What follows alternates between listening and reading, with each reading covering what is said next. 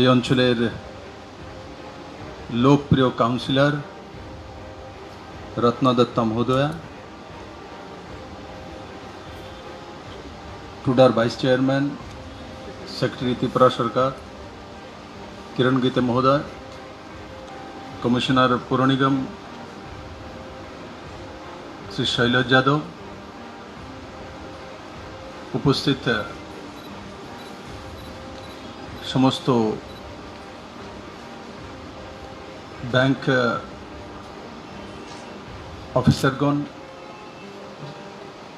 কনস্ট্রাকশনে যারা ভাগিদারি নিভাবেন এমতো সুধীজন, মায়েরা, বোনেরা, মিডিয়ার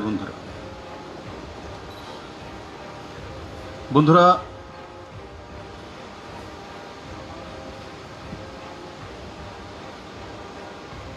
আমরা দিল্লি, কলকাতা, মুম্বাই, ব্যাঙ্গালোর, পুনে, এমনকি ভারতবর্ষের অনেক ছোট ছোট শহরও আছে। সেগুলোর মধ্যে আরবান প্ল্যানিং বডি রয়েছে, আলাদা অথরিটি রয়েছে। কিন্তু দীর্ঘদিন যাবৎ ত্রিপুরা রাজ্যে এই আরবান ডেভেলপমেন্ট প্ল্যানিং অথরিটি ছিল না।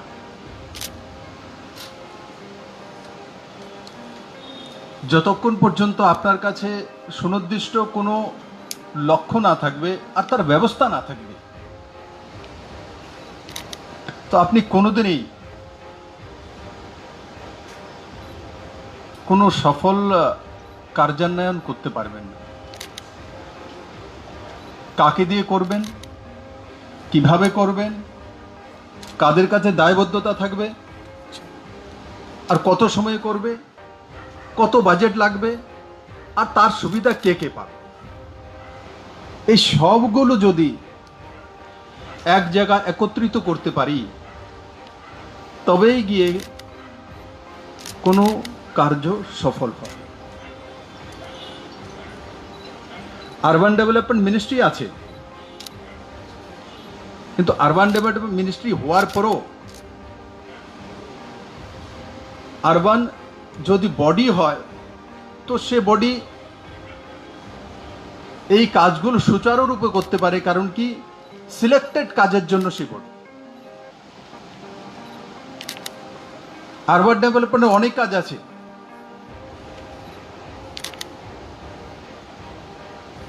ড্রেন পরিষ্কার করতে হবে, পৌর নিগমের মাধ্যমে তৈরি করতে হবে, ইলেকট্রিফিকেশন করতে হবে, টুয়েবের কাজ দিতে হবে, অন্যান্য ব্যবস্থা দেখতে হবে, রাস্তাঘাট দেখতে হবে, লাইট দেখতে হবে। আর সারা ত্রিপুরা রাজ্যে যেখানে যেখানে আরবান বডি আছে, লোকাল বডি, সেগুলোকে পরিচালন করতে হয়, তার জন্য বাজেট তৈরি করতে হয়, আর সেগুলো ইমপ্লিমেন্ট করতে হয়। আর যখন টুডা হয়ে গেছে তো টুডার একটাই লক্ষ্য থাকবে, টুডা যেই যেই প্রকল্পগুলি নিয়েছে সেই প্রকল্পগুলিকে কার্যান্বয়ন করা সেটাই একমাত্র লক্ষ্য, বাকি টুডার দায়িত্ব নয়। আজকে স্পেশালাইজেশনের জামানা, এটা অনেক আগে হওয়া উচিত ছিল এই বডি। তাহলে ত্রিপুরার মানুষের যে স্বপ্ন হয়, আমি একটা সুন্দর ফ্ল্যাট তৈরি করব, আমার ছেলে মেয়েকে দেব, আমি আফটার রিটায়ারমেন্ট যাকে গিয়ে ওই বাড়িতে থাকবো, তার জন্য সুদূর অনেক দূরে, কাউর গিয়ে কলকাতাতে ফ্ল্যাট, কাউর গুয়াহাটিতে গিয়ে কিনতে হয়, কাউকে পুনেতে গিয়ে কিনতে হয়, কাউকে দিল্লিতে গিয়ে কিনতে হয়। আজকে ত্রিপুরাবাসী সেই স্বপ্ন সফল হয়েছে।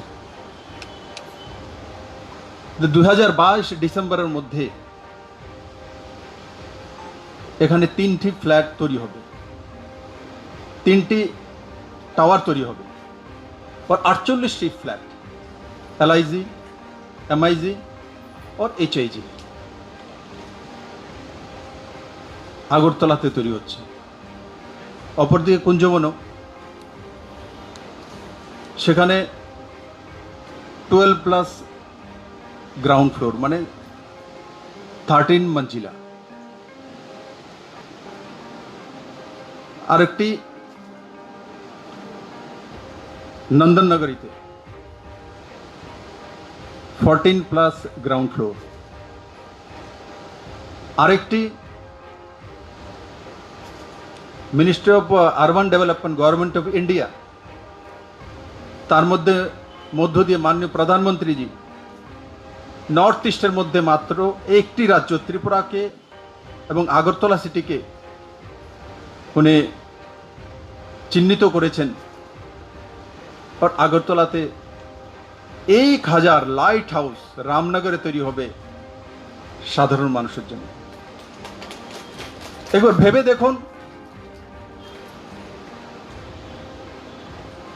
আজ থেকে 2 বছর আগে, 3 বছর আগে কেউ কল্পনা করেছে যে আগরতলাতে লাইট হাউস হবে, 14 মঞ্জিলা বিল্ডিং হবে, কনক্রিট বিল্ডিং হবে? আগে একটাই আমাদের সামনে বিষয় আসতো যে ত্রিপুরা ভূকম্প আর্থকুইক 4 জুনে রয়েছে, তার জন্য হাই রাইজ বিল্ডিং ত্রিপুরাতে হতে পারবে না। তো এখন কিভাবে হচ্ছে, এখন কিভাবে হবে? যখন নরেন্দ্র ভাই মোদীর নেতৃত্বে দেশ এক নতুন দিশা নিয়ে চলছে,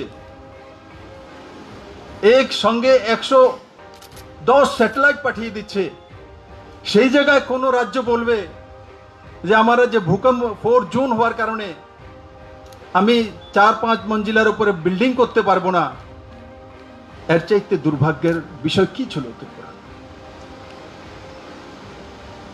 আজকে এই ত্রিপুরা 14 মঞ্জিলা বিল্ডিং হতে চলছে, কিভাবে হবে? তার টেকনোলজি রয়েছে, ভূকম্পের নিরোধক ব্যবস্থা রয়েছে। গুয়াহাটিও তো নর্থ ইস্টে, গুয়াহাটিতে যদি 10 থেকে 12 মঞ্জিলা বিল্ডিং, 15 মঞ্জিলা বিল্ডিং হতে পারে, তো হোয়াই নট ত্রিপুরা? কি কারণে ত্রিপুরাতে হবে না? রাজ্য শক্তি পরিচালনার যে লোক, তাদের সেই মানসিকতা ছিল না।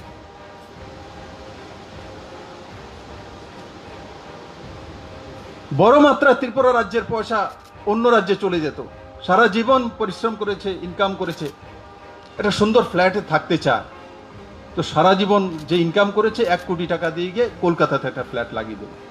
পয়সা কোথায় গেল? ওয়েস্ট বেঙ্গল গভর্নমেন্টের কাছে। আজকে ত্রিপুরার পয়সা ত্রিপুরাতেই থাকবে, ত্রিপুরাতে ইনভেস্ট করব, আমার নিজের রাজ্যে থাকবো, আমার সুন্দরী আগরতলাতে থাকবো, আমার জায়গাতে আমি থাকবো। এই আকাশ বাতাসে আমরা বড় হয়েছি, এই মাটি আমাদের জন্মভূমি। প্রত্যেক ব্যক্তির ইচ্ছা হয় আমি যেখানে জন্মেছি সেখানেই যাতে আমি থাকতে পারি। দুনিয়ার প্রত্যেক ব্যক্তি, আগরতলার মানুষের কি ইচ্ছা হতো না যে আগরতলাতে ফ্ল্যাট হোক? রত্না দত্ত তো বলছিল, বলে 11 বছর যাবত আমার স্বপ্ন ছিল এই জায়গাটা ডেভেলপ করার জন্য। আজকে আমি অনেক খুশি যে আমি এই কাজটা করাতে পেরেছি আমার এরিয়ার মধ্যে। ওনার স্বপ্ন পূরণ হচ্ছে, একজন জননেতা, জননেত্রী, সেটাই যে এলাকার ডেভেলপমেন্ট। আর শুধু তার মধ্যে টাওয়ার তৈরি হবে, অত্যাধুনিক টাওয়ার, এমন নয় নর্মাল 4-5 মঞ্জিলা 6 মঞ্জিলা বিল্ডিং হবে, তার মধ্যে প্রপার পার্কিং থাকবে, তার মধ্যে জিমনাসিয়াম থাকবে, তার মধ্যে খেলাধুলার ব্যবস্থা থাকবে, তার মধ্যে কমিউনিটি সেন্টার থাকবে, তার মধ্যে সুনির্দিষ্ট পার্কিং এর ব্যবস্থা থাকবে,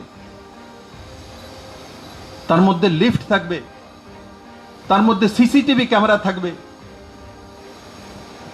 একবার কল্পনা করুন, এগুলো কি 3 বছর আগে, 2 বছর আগে ত্রিপুরা মানুষ কল্পনা করেছিল? এই ফ্ল্যাট দেখার জন্য আমরা হয়তোবা বড় শহরে গেলে আত্মীয় স্বজন পরিজন তাদের বাড়িতে গিয়ে দেখি তোমার ফ্ল্যাটটা কত সুন্দর, কত সুন্দর বাথরুম, কত সুন্দর ড্রয়িং রুম, লিফট কত সুন্দর, হ্যাঁ, তার মধ্যেই কমিউনিটি সেন্টার, তার মধ্যেই পার্কিং, তার মধ্যেই খেলাধুলার ব্যবস্থা, তার মধ্যেই অন্যান্য সব ব্যবস্থা রয়েছে অত্যাধুনিক। আজকে ত্রিপুরাতে আমরা সেটা করতে সক্ষম হয়েছি। বন্ধু, মানসিকতা চাই। কোন রাজ্য সমৃদ্ধশালী, কোন রাজ্য ইকোনমিক্যালি ব্যাকওয়ার্ড, এই শব্দগুলো অন্ততপক্ষে নরেন্দ্র ভাই মোদী সরকার মানে না।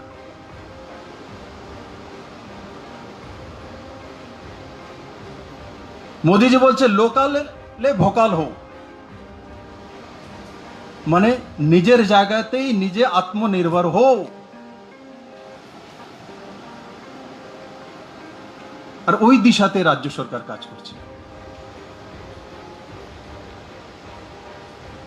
যখন ফ্ল্যাটগুলোর পরিকল্পনা করেছিলাম, টাওয়ারগুলোর, কিছু কিছু শুভচিন্তক আমাকে বলেছিলেন যে বিপ্লব বাবু, আপনি এখানেই তো মডার্ন সিটি বানাতে চাইছেন, স্মার্ট সিটি তো রয়েছে, কিন্তু ওই ফ্ল্যাট কি বুক করবে? ত্রিপুরার মানুষের কাছে কি এই মানসিকতা আছে, থাকবে ফ্ল্যাটে? আমি বললাম, যদি কলকাতায় গিয়ে ফ্ল্যাট কিনতে পারে, আগরতলাতে কেন থাকবে না? নেই বললেন ওই জায়গাতে চলে যায়।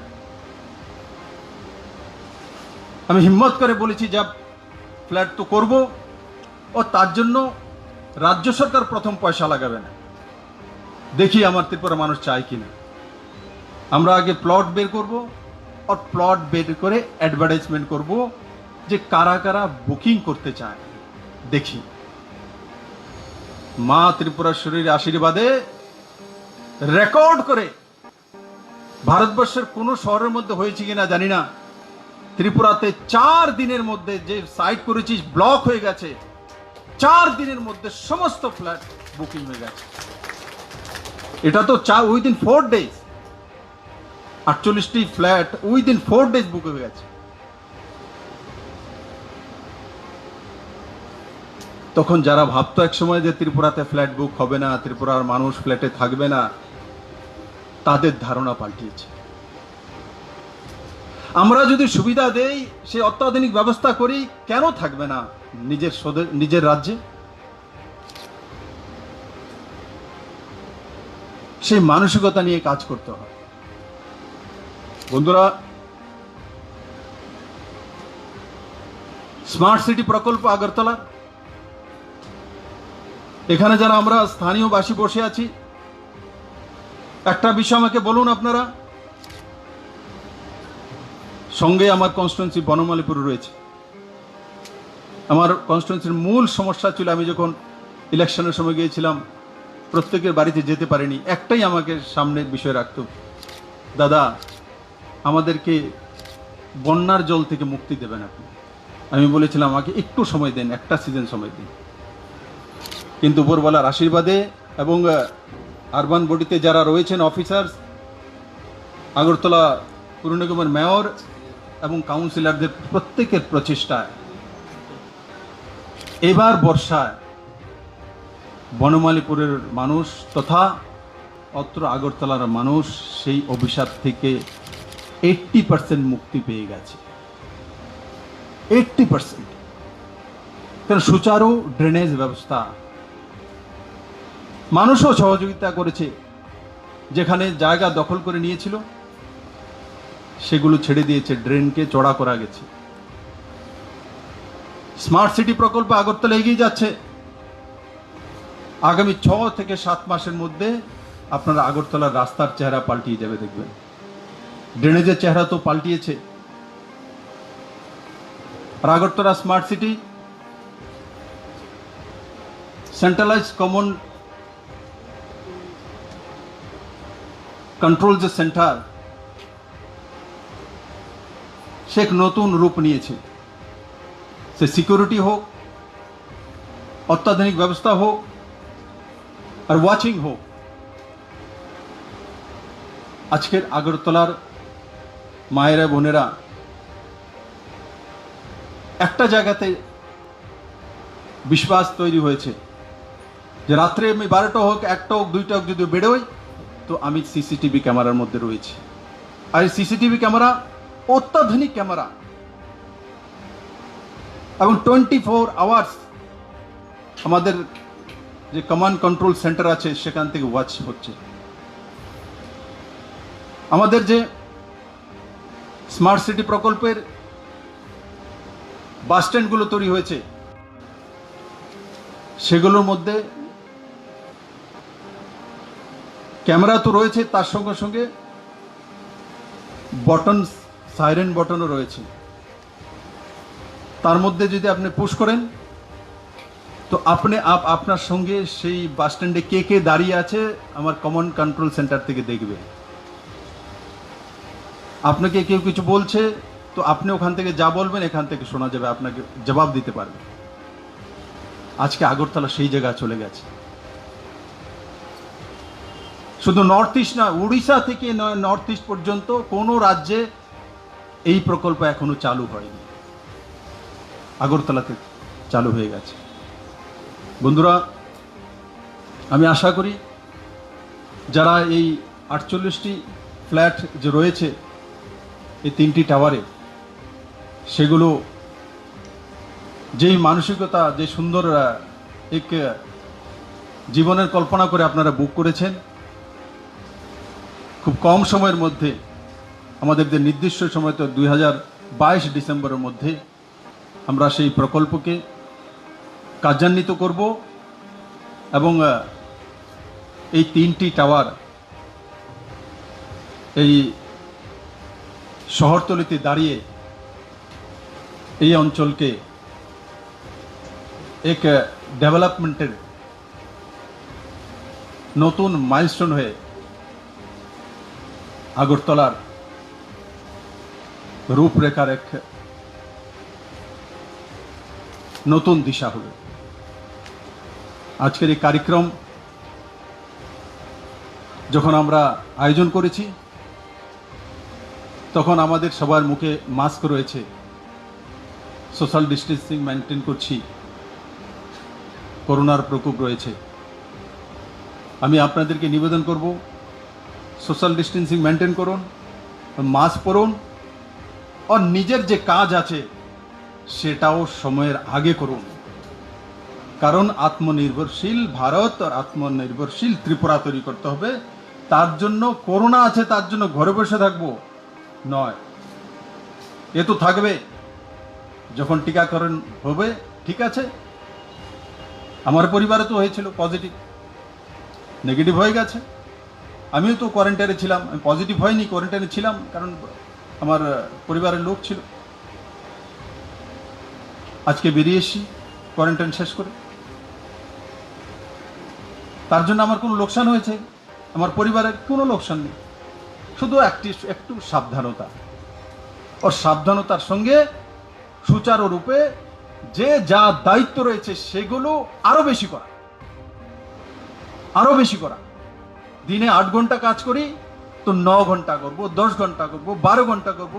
বিগত 3 মাসে 4 মাসে যতটা আমাদের লোকসান হয়েছে, আমরা আগামী 3 মাসে তার দুগুণা কাজ করে তাকে পুরা করব।